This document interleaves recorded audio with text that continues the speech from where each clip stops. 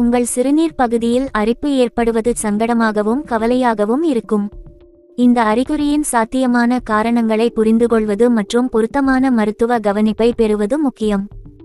இந்த வலைப்பதிவு இடுகையில் சிறுநீர் பகுதிகளில் அரிப்பு ஏற்படுவதற்கான பொதுவான காரணங்களை நாங்கள் ஆராய்ந்து சாத்தியமான தீர்வுகளை பற்றி விவாதிக்கிறோம். துல்லியமான நோயறிதல் மற்றும் தனிப்பட்ட சிகிச்சை திட்டத்திற்கு மருத்துவ நிபுணரை அணுகுமாறு நாங்கள் எப்போதும் பரிந்துரைக்கிறோம். 1. சிறுநீர் பாதை தொற்று உத்தி.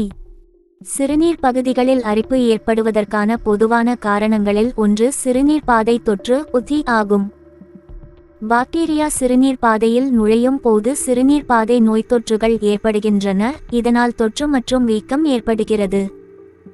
அரிப்புக்கு கூடுதலாக சிறுநீர் கழிக்க அடிக்கடி தூண்டுதல், எரியும் உணர்வு மற்றும் மேகமூட்டமான அல்லது இரத்தம் தோய்ந்த சிறுநீர் ஆகியவற்றை நீங்கள் அனுபவிக்கலாம்.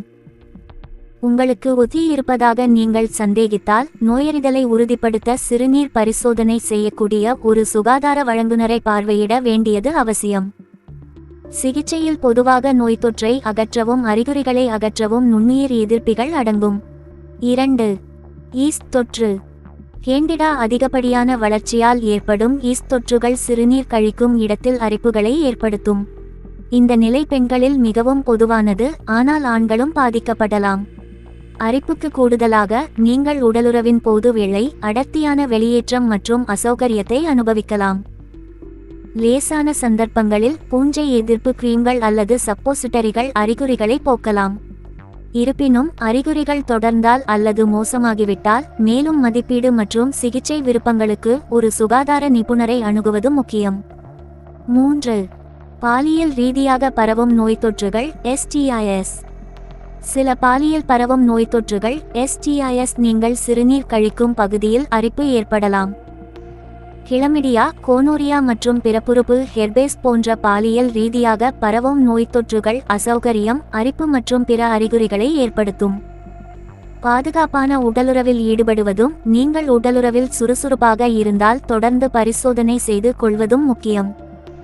உங்களுக்கு பாலியல் ரீதியாக பரவும் நோய் இருப்பதாக நீங்கள் சந்தேகித்தால் உடனடியாக மருத்துவரை அணுகுவது அவசியம்.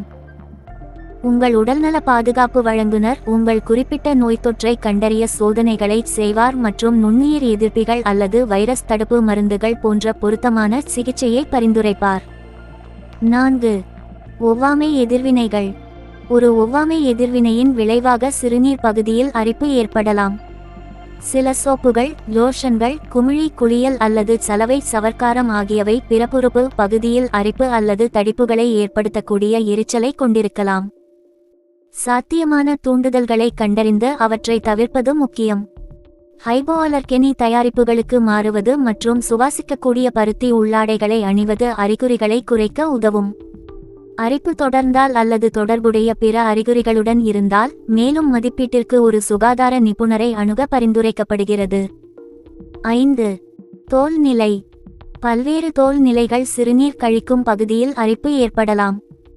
அரிக்கும் தோலழற்சி, தடிப்பு தோல் அழற்சி மற்றும் லிச்சன் ஸ்க்லரோசஸ் போன்ற நிலைகள் பிறப்புறுப்பு பகுதியை பாதிக்கலாம் மற்றும் அசௌகரியம் மற்றும் அரிப்புகளை ஏற்படுத்தும். இந்த நிலைமைகளுக்கு பெரும்பாலும் மருத்துவ நோயறிதல் மற்றும் சிகிச்சை தேவைப்படுகிறது. ஒரு தோல் மருத்துவர் பொருத்தமான நிர்வாக திட்டத்தை வழங்க முடியும், அதில் மேற்பூச்சு கிரீம்கள், வாழ்க்கை முறை மாற்றங்கள் அல்லது அறிகுறிகளை குறைக்க மற்றும் மீண்டும் வருவதை தடுக்கும் பிற தலையீடுகள் அடங்கும். முடிவுரை. நமைச்சல் சிறுநீர் பகுதிகள் துன்பகரமானதாக இருக்கலாம், ஆனால் இந்த அறிகுறிக்கு பல சாத்தியமான காரணங்கள் உள்ளன என்பதை நினைவில் கொள்வது அவசியம். இந்த வலைப்பதிவு இடுகை ஒரு மேலோட்டத்தை வழங்கினாலும் துல்லியமான நோயறிதல் மற்றும் தனிப்பட்ட சிகிச்சை திட்டத்திற்கு மருத்துவ நிபுணரை அணுகுவது முக்கியம். சிறுநீர் பாதை நோய்த்தொற்று, ஈஸ்ட் தொற்று, பால்வினை நோய், ஒவ்வாமை எதிர்வினை அல்லது தோல் நிலை என எதுவாக இருந்தாலும் சரியான நேரத்தில் மருத்துவ கவனிப்பு அறிகுறிகளை நீக்குவதற்கும் ஒட்டுமொத்த ஆரோக்கியத்தை உறுதி செய்வதற்கும் முக்கியமாகும்.